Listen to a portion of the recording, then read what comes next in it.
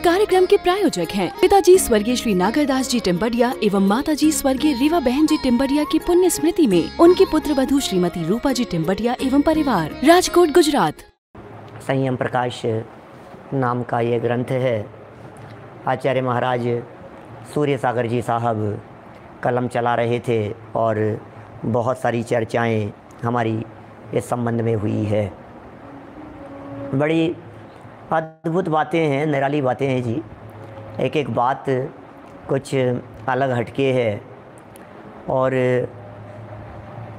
प्रकरण सामायिक का यहाँ संपन्न हुआ और ध्यान का शुरू हो गया। ध्यान और सामायिक एक ऐसे प्रकरण हैं जो अपने आप में ही एक हॉट टॉपिक जैसे दिखते हैं। सामायिक जितना बड़ा हॉट टॉपिक दिखता है, ये ध्यान उससे भी ज़्यादा हॉट है। ध्यान की चर्चा, जिसको देखो उसको ध्यान करना है। पंडित जी ध्यान कैसे करें, ध्यान कैसे करें, ध्यान कैसे करें। अरे तुम्हें ध्यान नहीं आता है, क्या बात करते हो? बचपन से तो सुनते आए हो, ध्यान रखो, ध्यान करो, ध्यान से सुनो, ध्यान से पढ़ो, ध्यान देना, ध्यान से चलो, ध्यान से चलाओ गाड़ी, ध्यान ध्यान ध्यान। अब ये ध्यान क्या होता है, इस ध्यान की सामान्य परिभाषा भी बताने की ज़रूरत है क्या? ध्यान तो हर व्यक्ति जानता है क्या होता है, लेकिन समस्या ध्यान की नहीं, समस्या तो आत्म ध्यान की है। हमें ध्यान करना है, ध्यान तो निरंतर हो रहा है। इसका मतलब ध्यान करना तो हमारे को आता है, हमें तो आत्म ध्यान करना सीखना है। कैसे करें आत्म ध्यान? बोले क्या करना पड़ेगा आत्म अनुभव के लिए, क्या करना पड़ेगा? कभी कभी लोग इस तरह की बातें पूछते हैं ना, क्या करना पड़ेगा हमारे को? तो मैं थोड़ी सी मजाक की स्टाइल में ये कहता हूँ, जो काम आप कर रहे हैं वही काम करना पड़ेगा। क्या बात कर रहे हो? जो काम हम कर रहे हैं वही करना पड़ेगा, तब तो अब तक का कब का हो चुका होता, वही काम करने से होता। तो बोले नहीं, सुनो तो सही, जो काम आप कर रहे हैं होगा तो उसी काम को करने से, बस उसकी दिशा बदलने की ज़रूरत है। क्या कुछ भी नहीं करना है, सिर्फ उसकी दिशा बदलनी है। अशोक जी भाई साहब सिंगापुर से, हम जो अपनापन कर रहे हैं, हम उस अपनेपन की दिशा बदल जाए। हमारी जो तन्मयता है, उस तन्मयता की दिशा बदल जाए। हमारा जो ज्ञान है, जो श्रद्धान है, जो आचरण है, जो पर पदार्थों के प्रति है, अब भी हमें वही ज्ञान ही करना है, श्रद्धा नहीं करना है, अपनापन ही करना है, लेकिन बस ज्ञान, श्रद्धान और अपनेपन की दिशा बदल देनी है। पारस मामा जी क्या कह रहे हैं? ज्ञान, श्रद्धान और चारित्र की दिशा बदल लेनी। काम वही करना है जो काम करते आ रहे हैं, कुछ नया काम नहीं करना है। ध्यान कैसे होता है? कहीं ऐसा न हो कि हम ध्यान करने जाएं और ध्यान करते करते हम खोटा ध्यान करने लग जाएं। कहीं ऐसा न हो जाए कि ध्यान के नाम पर हम पाप करने लग जाएं। कहीं ऐसा न हो जाए कि ध्यान के नाम पर हमसे कोई गलती हो जाए। कहीं ऐसा न हो जाए, करना तो चाहते हैं ध्यान और हो जाए आर्त ध्यान। यह आर्त ध्यान है तो ध्यान, लेकिन खोटा ध्यान है। कल हमने ध्यान के संदर्भ में साधारण बातें देखी थी और आज हम आर्त ध्यान के संदर्भ में उसके भेदों की चर्चा को यहाँ से शुरू कर रहे हैं। प्रकरण सरल है, नए लोग भी यदि कोई सुने तो वे भी इन बातों को बहुत सरलता से जान सकते हैं और समझ सकते हैं। चलिए शुरू करते हैं। पेज नंबर निकालिए, 625 नंबर पेज।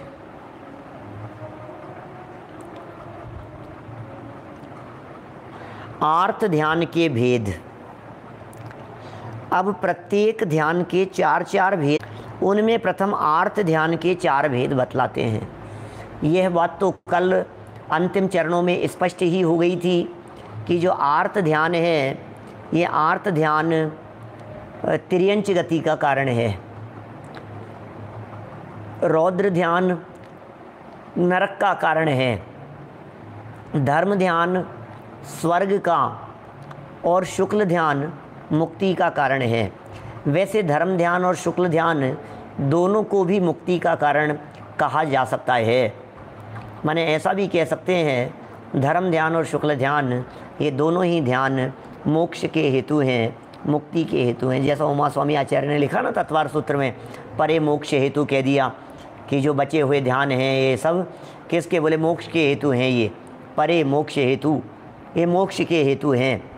और आर्त ध्यान और रौद्र ध्यान बोले ये संसार के हेतु हैं। ध्यान तो हैं लेकिन कहने के लिए ध्यान है, इनमें क्या दम है इन दोनों ध्यानों में। तो प्रत्येक ध्यान के 4-4 भेद हैं, तो टोटल 16 हो जाएंगे। आर्त ध्यान के भी 4, रौद्र ध्यान के 4, धर्म ध्यान के 4, शुक्ल ध्यान के 4। अभी तो ये ध्यान का प्रकरण अपन ने यहाँ शुरू किया है। अभी तो ध्यान ध्यान ध्यान ध्यान करना है ना,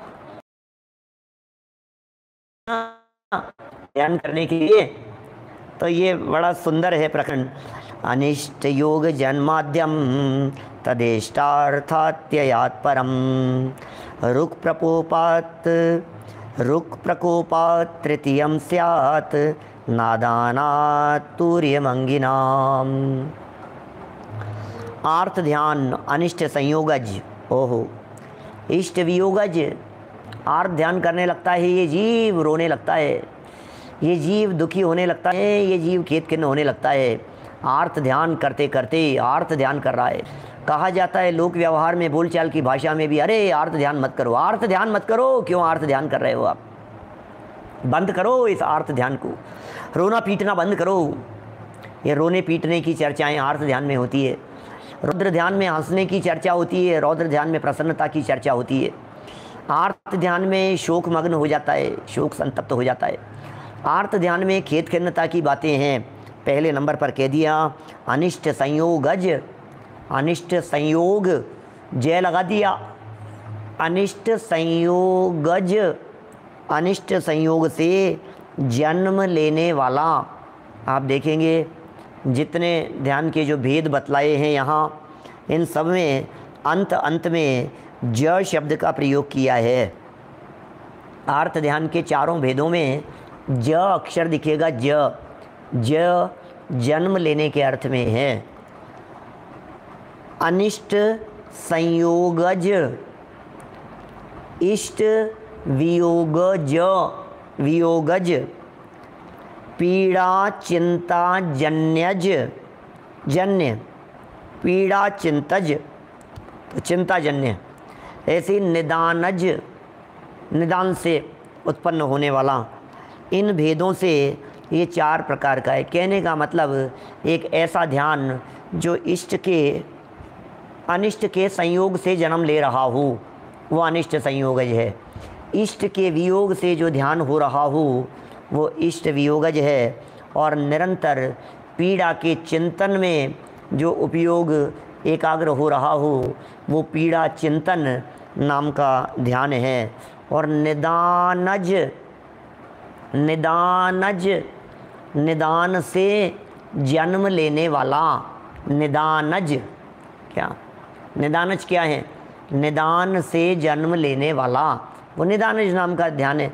अब क्या होता है निदान, क्या होता है पीड़ा चिंतन, और किस तरह से बनती है परिस्थितियाँ अनिष्ट संयोगज की और इष्ट वियोगज की, सो चर्चा यहाँ इन्होंने आगे दी है।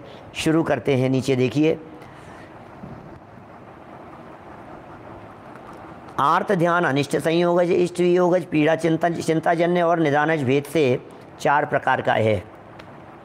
प्रत्येक का विशदीकरण थोड़ा एक हिंदी नहीं जानने वालों के लिए कठिन लगेगा, है ना। विशदीकरण नीचे किया जाता है। निदानज क्या होता है अभी चिंता नहीं करें, क्योंकि आगे इन चारों ही बिंदुओं के संदर्भ में एक एक के बारे में थोड़ा थोड़ा सा 4-4, 5-5 लाइन में स्पष्टीकरण कर रहे हैं। मैं यदि अब फिर प्रश्न आ गया है तो कह देता हूँ, निदान एक शल्य भी है, निदान नाम का एक आर्त ध्यान है। निदान में इच्छा होती है, पीड़ा, निदान में क्या होता है भविष्य के बारे में कामना होती है, तमन्ना होती है, ये मिल जाए, ये मिल जाए, ऐसा हो जाए। मैं करूँगा विस्तार से चर्चा जब प्रसंग नीचे उतर करके आएगा। देखते हैं आजकल में जब भी चर्चा बनेगी तब अपन उसकी चर्चा करेंगे। आज तो थोड़ा सा जटिल लग रहा है मुझे निदान तक पहुंचना। पहुंच जाएंगे तो अपने को कोई आकुलता तो है नहीं, है सहज हो जाए तो हो जाए, पूरा हो जाए तो पूरा हो जाए, नहीं होवे तो नहीं होवे। कल अपने को अपनी कौन सी ट्रेन छूट रही है, आज नहीं तो कल। सबसे पहले अनिष्ट संयोगज आर्त ध्यान को देखिए, दुखदाई। ओहो, ये अनिष्ट संयोगज कैसा है क्या हितेश भाई गांधी जी, ये अनिष्ट संयोगज कैसा है? दुखदाई है, दुखदाई है। कुरूप अनेक व्याधियों से युक्त शरीर को देखकर क्लेश युक्त परिणामों का होना अनिष्ट संयोगज आर्त ध्यान है। ओ हो। अनिष्ट माने क्या है? एक एक शब्द को देखिए। अनिष्ट माने क्या है? अच्छा नहीं लगना। अनिष्ट माने बुरा लगना। अनिष्ट माने खोटा लगना। अनिष्ट माने जो अच्छा नहीं लग रहा है, जो पसंद नहीं आ रहा है, जो मन को नहीं भा रहा है, वो है अनिष्ट, अनिष्ट। और संयोग माने हैं हमारे संपर्क में आ जाना। क्या हमारे संपर्क में आ जावे, बस उसका नाम है संयोग। क्या तो क्या क्या हो सकते हैं अनिष्ट संयोग? मैं तो आप लोगों से अपेक्षा रखता हूँ ये सब बातें सिर्फ़ और सिर्फ चिंतन मनन करने की है। रोज़ाना देखिए क्या सब दुख आ गए इसके अंदर, सब संकट आ गए इसमें, सारी प्रॉब्लम्स आ गई इसमें। अनिष्ट का संयोग हो गया, मतलब जिसको हम नहीं चाहते हैं वो भी अनिष्ट संयोगज के अंतर्गत आ जाएगा। जिसे हम पसंद नहीं कर रहे हैं उसका संपर्क हो गया, अनिष्ट संयोगज है। जब कभी आप बैठे बैठे ही कोई आफत आ गई है आपके माथे पर, ये अनिष्ट संयोगज है। क्या इनकम टैक्स वाले आकर के माथे पर बैठ गए, ये अनिष्ट का संयोग है। चोर लुटेरे आ गए घर में, ये अनिष्ट का संयोग है। चोरों का आ जाना, मैं तो चोरों की ही नहीं चूहों तक की भी बात करता हूँ। चोर घर में आ गए, यह तो अनिष्ट संयोग है ही। अरे चूहे भी यदि घर में आ गए तो वो भी तो अनिष्ट संयोगी हैं। जिग्नेश भाई पारिक साहब, चूहे आ गए, चूहे, बोले क्या है? चूहे आ गए, अनिष्ट का संयोग है, भगाओ इनको। माने जिन संयोगों को देखकर आपके मन में ये विकल्प आने लगे कि आप इनको हटाओ, इनको भगाओ, ये नहीं रहने चाहिए, ये हमारे नज़दीक नहीं रहने चाहिए, क्या उनको ज़रूर देखो आप। आइए चर्चा इस तरह की भी है। आर्त ध्यान का वर्णन बहुत किया है सदाशिव दास जी ने, अपन चलाएंगे, आगे करेंगे चर्चा, उसको भी पढ़ेंगे, वहाँ से भी लेंगे, वहाँ से भी उठाएंगे चर्चा। तो अभी आप जिस भी चीज़ को देखकर ऐसा सोच रहे हैं ये क्यों आ गए यार, इनको नहीं आना चाहिए था, अनेक बार ऐसा होता है। अनेक बार ऐसी परिस्थिति बनती है जब आप कहीं जा रहे होते हैं, जब आप कोई काम कर रहे होते हैं, जब आप किसी कार्य में तल्लीनता से लगे हुए होते हैं और अचानक कोई व्यक्ति आ गया। अब आ गया तो अब आप बैल बजी और आपने बुला लिया, आ गए। अब स्थिति ऐसी हो जाती है कि आपको कुछ नहीं बन पा रही है स्थिति। कभी कभी तो मतलब बहुत प्रैक्टिकल अनुभव की बात कहता हूँ मैं, माने कभी ऐसी भी स्थिति हो सकती है कि वे आकर के बैठ गए, बोलने लगे, बात करने लगे, आप बात भी कर रहे हैं, आप बोल भी रहे हैं और आपके विचार चिंतन में चल रहा है यार मेरा टाइम वेस्ट हो रहा है, मैं क्या करूं, मैं क्या करूं। इसलिए हमेशा किसी भी व्यक्ति के घर जाएं, किसी भी व्यक्ति से मिलने के लिए जाएं, आप उससे समय लेकर के जाएं, आप उससे पूछ के जाएं, उससे बात करके जाएं, आप उससे परमिशन लेकर के जाएं। यदि आप किसी और बड़े व्यक्ति से जा रहे हैं, के पास में जा रहे हैं तो बहुत ज़रूरी है। क्या पता क्या काम कर रहे हो, क्या पता उनके पास में अभी तो आपको फ्री दिख रहे हैं, लेकिन 5 मिनट बाद में उनके पास में कोई दूसरा काम या दूसरी प्लानिंग हो। कभी ऐसा भी हो सकता है कोई व्यक्ति आपसे मिलने के लिए आया और आप उन्हें बैठने तक के लिए नहीं कह सकें। हो सकता है बाद में बहुत खेद खिन्नता हो पश्चात, यार हमने उनको बैठने तक के लिए नहीं कहा, हमने अब क्या करते, बड़े दुविधा में फंस गए थे, ऐसी बड़ी विचित्र स्थिति जैसी हो गई थी। ऐसा हो सकता है कभी। हाँ, बाद में मतलब ऐसा होता है, पछतावा भी होता है। हमने वो अतिथि आए, अब वो बेचारे अतिथि आए थे हमारे पास में, हम तो उनसे बोल ही नहीं सके, हमने उनको भाव नहीं दिया कि हमने अब वो क्या सोचे होंगे। वो व्यक्ति तो ये सोचता है कि बहुत दिमाग है इनके, बहुत ही, अरे दिमाग क्या करे भाई साहब, तुम अचानक आ गए, हम क्या बताएं, हमें तुमसे कोई नाराज़गी नहीं है, तुम्हारे प्रति कोई द्वेष बुद्धि नहीं है, लेकिन हम मजबूरी में फंसे हुए हैं, आगे दूसरा काम है। तो जो आपको वो लग रहा है उनका संयोग, भाई साहब संजय जी, ये जो संयोग आपको आपके चित्त में जो धारा उत्पन्न कर रहा है, उस धारा का नाम है आर्त ध्यान। क्या? इस धारा का नाम है आर्त ध्यान। ऐसा बहुत बार होता है, हमारे साथ में कई बार ऐसी परिस्थिति बनती है। माने विशेषकर घर होते हैं तब तो खैर नहीं कह सकते, लेकिन जब घर से निकले हुए किसी के घर में होते हैं, सबको लगता है मिले आते हैं पंडित जी, सबको लगता है चले आते हैं उनके यहाँ बैठे आते हैं, उनसे मिले आते हैं, उनसे मिले आते हैं, मिले आते हैं। अरे भाई मिल तो आते हैं, लेकिन यदि आप पहले से कह देवें कि हम इतने बजे आ रहे हैं और इतनी देर के लिए आएंगे और इतनी देर बैठेंगे और आपसे कुछ चर्चा करनी है, तो थोड़ा सा सुविधाजनक हो जाता है। कभी कभी तो सामने वाला व्यक्ति आ जाता है, अब हमें प्रवचन का टाइम है, प्रवचन के पहले हमें तैयार भी होना है, हमें मुँह भी धोना है, हमें कुर्ता भी बदलना है, हमें एक एक मिनट भी भारी हो रहे हैं। किसी का कॉल भी आ जाता है ना ऐसे समय पर, तो वो भी ऐसा अनिष्ट संयोग जैसा भारी लगता है कि भाई मैं क्या करूं, मैं अब कैसे रोकें। अनेक बार तो प्रवचन शुरू होने के 5-7 मिनट पहले यदि किसी का कॉल आता है तो उठाने से ही अवॉइड करते हैं, 5-7 मिनट पहले, 10 मिनट पहले, और कदाचित उठा लिया और फिर अब उसको, अब वही स्थिति होती है, सामने वाला तो फ्री मूड में बात करता है। क्या? हमें स्टैंड भी लगाना है, हमें माइक भी शुरू करना है, हमें प्रवचन भी लगाना है, उसमें सेट भी करना है, उसमें सब्जेक्ट भी डालना है, उसमें ये भी नंबर भी डालना है। 10 काम होते हैं ना दिमाग में, और जो तत्काल के ही होते हैं। मैं मेरी बात तो आपसे कर रहा हूँ, लेकिन जैसे मैं मेरी बात आपसे कर रहा हूँ, ऐसे दिनेश सिंघई जी साहब, ऐसे देवेंद्र शास्त्री जी साहब, संजीव जी साहब दिल्ली, आप सब अपने लाइफ में आप सोचिए जरा, 15 मिनट पहले तो चल जाता है, कोई दिक्कत नहीं है, 15 मिनट पहले में तो कोई दिक्कत नहीं है, ये तो लास्ट मोमेंट की बात है, 5 ही मिनट बचे हैं। अरे कभी तो अभी तो एक दिन तो ऐसा हुआ 8 बज गए, राइट टाइम 8, और मैं क्लिक करने वाला हूँ ऑन, और बीच में फ़ोन आ गया और गलती से वो उठ गया। 8 बजने में 1 मिनट होगा, अब वो क्या कहें कि अब ये हम बात करने की स्थिति में नहीं है। तो नहीं थे तो तुमने उठाया क्यों, अब क्या करो, वो उठ गया फ़ोन। ऐसा मैं मेरे लिए कह रहा हूँ, एडवोकेट साहब आप अपने लिए लगाइए, क्या सबको अपने अपने लेवल पर लगाइए। हम तो, हमें कोई दिक्कत नहीं है भाई, साधर्मी है ना, कोई व्यक्ति फालतू तो है नहीं दुनिया में कोई व्यक्ति फालतू नहीं है।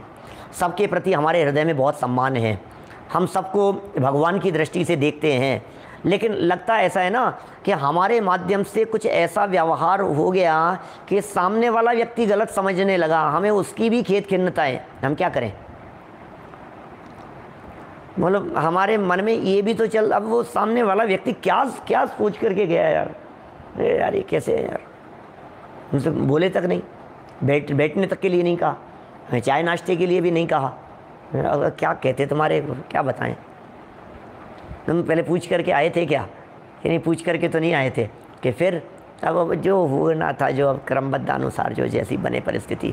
आपकी दुकान पर बैठे हुए हैं, आपके साथ में ऐसा नहीं होता कभी कभी, आप सब शोरूम वाले हैं, दुकान वाले हैं, बिजनेस करने वाले हैं, हैं। यद्यपि दुकान पर वो बात लागू नहीं होती है, क्योंकि दुकान बढ़ाते समय भी यदि कोई ग्राहक आ जाता है तो फिर आपको अनिष्ट संयोग जैसा नहीं लगता। वहाँ तो आपको ऐसा लगता है ये तो इष्ट संयोग हुआ है, चलो ग्राहक आ गया, ग्राहक तो देवता है।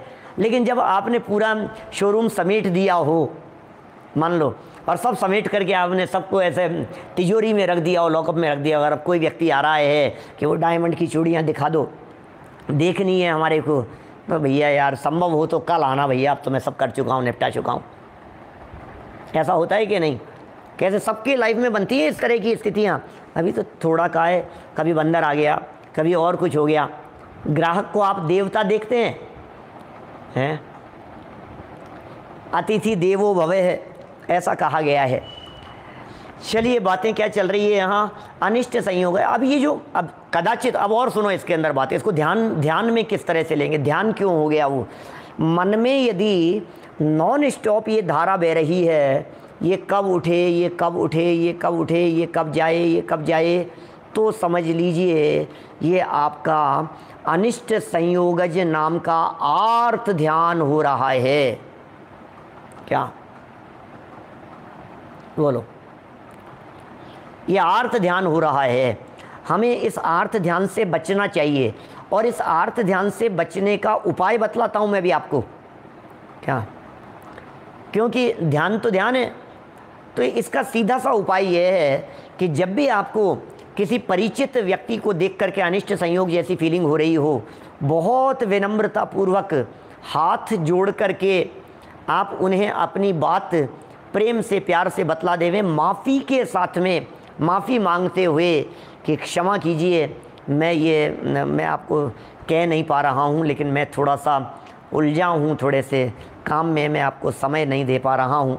ये तो फिर क्या होगा, आपने अपनी बात कह दी, सामने वाले ने भी आपकी बात को समझ लिया, और वो आपके चित्त में चलने वाला जो खोटा ध्यान था उनकी उपस्थिति के कारण, उस ध्यान से आप बच जाएंगे। क्या जिग्नेश भाई? हमें व्यक्ति को नहीं हटाना है, हमें अपने आर्त ध्यान को हटाना है। हमें व्यक्ति से नहीं बचना है, हमें आर्त ध्यान से बचना है। समझ रहे हैं आप? हाँ, चोर हैं, बंदर घुस गए हैं, अनेक बार ऐसे, जहाँ बंदर, अभी तो वसंत भाई के साथ में बैठा था, अभी 15 मिनट पहले की बात है, मुंबई से आए हुए थे, तो उनको भी कह करके आया कि मेरा प्रवचन का समय हो गया, मैं निकलता हूँ। तो अभी चर्चा चली, बोले शिखर जी में बहुत बंदर हो गए, शिखर जी में जहाँ कहीं बंदर नहीं हुआ करते थे। हस्तिनापुर तो बंदरों का क्षेत्र है ही, हस्तिनापुर में तो बहुत बंदर है। हस्तिनापुर में तो आप चलते चलते आपके थैले को पकड़ लेवे, छीन लेवे, फाड़ देवे, कुछ भी कर लेवे। हस्तिनापुर तो वो तो बंदरों का क्षेत्र है। लेकिन शिखर जी के ऊपर टोंक पहाड़ी पर बंदर पहुंच गए हैं। बहुत बतला रहे थे, बोले बहुत आतंक जैसी स्थिति है वहाँ भी, इतने बंदर न मालूम कहाँ से आ गए, और ऊपर ही रहते हैं, वहीं चावल खाते हैं और वहीं सब खाते रहते हैं, और सब बहुत बहुत हो गए हैं ऊपर पहाड़ी पर, शिखर जी पर। तो ये बंदरों का आ जाना, अब उसमें तो आप कुछ कर ही नहीं सकते हो कि उसमें तो ये सोचने लगो कि भाई हे बंदर, मेरा अभी थोड़ा सा ज़रूरी काम है, प्लीज़ तू चले जा थोड़ी देर के लिए। तो ये बात तो बंदर के साथ में तो बनेगी नहीं। हाँ, मनुष्यों के साथ में इस तरह की बन सकती है, मनुष्यों के साथ में, साधर्मियों के साथ में, परिचित लोगों के साथ में, तो वहाँ ज़रूर सावधानी रख सकते हैं। हम अनिष्ट संयोग नाम के अपने आर्त ध्यान से बचने के लिए क्या प्रयत्न कर सकते हैं, ओम प्रकाश जी योगी साहब, इसका विचार, इसका निर्णय हमें करना पड़ेगा। फर्स्ट ऑफ ऑल ये समझने की ज़रूरत है कि व्हाट इज़ अनिष्ट संयोग आर्त ध्यान। ये समझ में आ जावे तो फिर अनिष्ट संयोग नाम के आर्त ध्यान से कैसे बचना है उसके बारे में अपना उपयोग चले। इस कार्यक्रम के प्रायोजक हैं पिताजी स्वर्गीय श्री नागरदास जी टिम्बडिया एवं माताजी स्वर्गीय रीवा बहन जी टिम्बडिया की पुण्य स्मृति में उनकी पुत्र वधू श्रीमती रूपा जी टिम्बडिया एवं परिवार, राजकोट, गुजरात।